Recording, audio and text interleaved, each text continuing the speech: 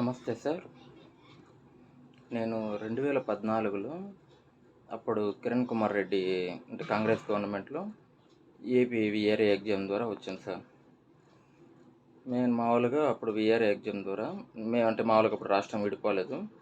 ఆంధ్రప్రదేశ్, తెలంగాణ 2 కలిసి ఉన్నాయి. ఇద్దరం ఒకేసారి ఎగ్జామ్స్ రాసొచ్చాము.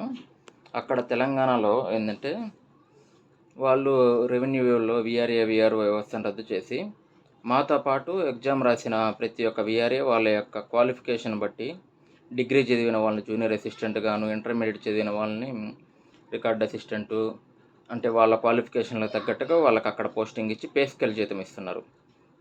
అదే ఇక్కడ ఏపీలో మా వీఆర్ఏలకి ఏంటంటే 2019లో జగన్ గవర్నమెంట్ టైంలో అప్పుడు వాళ్ళు ఫస్ట్ డిగ్రీ ప్రకారం క్వాలిఫికేషన్ పెట్టి సరే అప్పుడు డిగ్రీ ప్రకారం ఖాళీలు ఉంచారనమాట. ఇప్పుడు నాకు అప్పుడు మామూలుగా ఏంటంటే 2014లో 75 మార్కులు వచ్చాయి 100కి. నేను వీఆర్ఓ లిస్టులో డిగ్రీ నాది బీటెక్ క్వాలిఫికేషన్ ఉంది కాబట్టి నాకు కూడా ఎట్టా వీఆర్ఓ వస్తుంది కదా, మాకు ఇబ్బంది లేదులే అనుకున్నాం అనమాట. అదే ఉద్దేశంతో ఉన్నాము. తీరా పోస్టింగ్ వచ్చేసానికి క్వాలిఫికేషన్ ఇంటర్మీడియట్ అంటే ఖాళీలు డిగ్రీ ప్రకారం ఉంచి పోస్టింగ్ ఇచ్చేటప్పటికి వరకు ఖాళీలు ఇంటర్మీడియట్తో ఇచ్చారు. మొదట్లోనే ఇంటర్మీడియట్ క్వాలిఫికేషన్ పెట్టున్నా అప్పుడు ఎన్ని మంది ఇంటర్మీడియట్ చదివి ఉంటారో వీఆర్ఏలు అన్ని పోస్టులు ఉంచేవాళ్ళు. కానీ డిగ్రీ ప్రకారం ఉంచడం వల్ల 220 పోస్టుల వరకే ఉంచారు. ఇంటర్ క్వాలిఫికేషన్తో ఉన్న వాళ్ళు వచ్చి 350 మంది దాకా ఉన్నారు.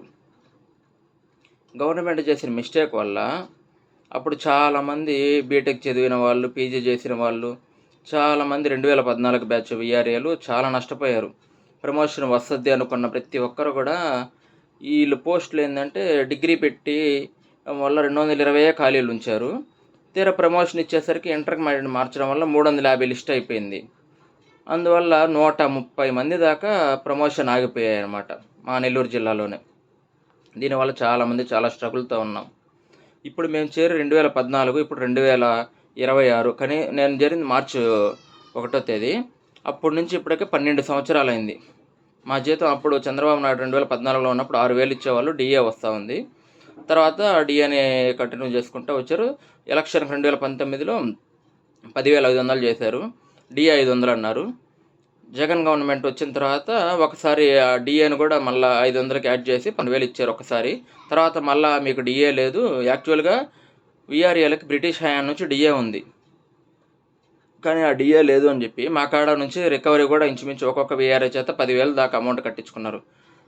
మాకు డిఏ యాడ్ చేయకపోవడం వల్ల అదే జీతం 10,500 ప్లస్ ఒక 500 11,000 జీతంతో ఫ్యామిలీని నెట్టుకొని వస్తున్నాయి. ఇప్పుడున్న పరిస్థితుల్లో ఆ 11,000తో ఫ్యామిలీని నడపాలంటే ఎంత కష్టమో అందరికీ తెలుసు. ఎందుకంటే పిల్లల చదువులు కానీ, ఆరోగ్య పరిస్థితులు కానీ, ఇంటి భోజనం, ఇంటి ఖర్చులకు కానీ రెవెన్యూలో ఏంటంటే చదువుకున్న వీఆర్ఏలని మామూలుగా అన్ని విధాలా వాడుకుంటారనమాట. ఆఫీస్ వర్కులకు కానీ ఇప్పుడు కొంతమంది పెద్దవాళ్ళు అయితే ఇప్పుడు మా రెవెన్యూలోనే ఇంచుమించు 15,000 మంది దాకా వీఆర్ఏలు ఉంటే కనీసం దాంట్లో ఎంత లేదన్నా 60 పైన 6,000 నుంచి 700 దాకా ఉంటారనమాట. వాళ్ళు పెద్దవాళ్ళు, వాళ్ళని ఏమనలేము. వాళ్ళకి అదే జీతం, మాకు 24 గంటలు వర్కులు చేయించుకుంటారు, మాకు అదే జీతం. ఇప్పుడు మేము అడిగేది ఏంటంటే ప్రతి జిల్లాలో ఖాళీలు ఉన్నాయి, వీఆర్ఓ ఖాళీలు ఉన్నాయి. ఇంచుమించు నెల్లూరు జిల్లాలోనే వీఆర్ఓలు 200 పైన ఖాళీలు ఉన్నాయి, అటెండర్లు ఉన్నాయి 100 పైన ఉన్నాయి. ఇప్పుడు రెవెన్యూలో ఈ ఖాళీలు పక్కన వాళ్ళకంటే ఫిల్ చేసే బదులు మమ్మల్ని ఫిల్ చేసుకోవడం వల్ల గవర్నమెంట్కి ఆల్రెడీ మేము ఎన్నో సంవత్సరాల నుంచి వర్క్ చేస్తున్నాం. మేమేమి మామూలుగా ఏమి చదువుకోలేదని అనుకుంటారేమో. నేనైతే మామూలుగా బీటెక్ చేస్తున్నాను. మేము కూడా సచివాలయం ఎగ్జామ్ రాసాం, కానీ మా టైము బాగలేక అప్పుడు రాలేదంటే జనరల్ అవ్వడం వల్ల. రెండోసారి సచివాలయం రాద్దామంటే నోటిఫికేషన్లో పోస్టులు చూపించలేదు. ఆ పోస్టులు చూపించకపోవడం వల్ల జనరల్లో లేకపోయేసరికి రిజర్వ్లో ఉండేసరికి మేము ఎలిజిబుల్ కాదు కదా, ఇప్పుడు ఒక పోస్ట్ అట్లా చూపించారు. అందువల్ల మేము అప్లై చేయలేకపోయాం. అప్లై చేసుంటే రిజర్వ్డ్ అయిన తర్వాత ఏంటంటే యాక్చువల్గా ఏం చేశారంటే తర్వాత పోస్టులు ఎక్కువ చూపించేశారు. నాకు తెలిసిన వల్ల మా ఫ్రెండ్స్కే వచ్చాయి.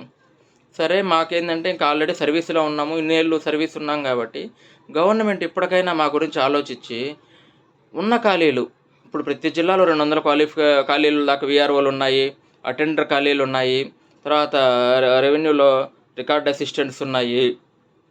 ఇట్లా ఉన్న ఖాళీల్ని అర్హత కలిగిన వీఆర్ఏలు ఉన్నారు చాలామంది. పాపం ఏం చేయాలో చేయలేక ఎందుకంటే గవర్నమెంట్ జాబు రావాలంటే ఆషామాషి కాదు. ఏందంటే ఎన్నో ఎగ్జామ్స్ రాసి మామూలుగా ఒక్క మార్కు, అర మార్కుతో చాలా జాబులు పోయినాయి.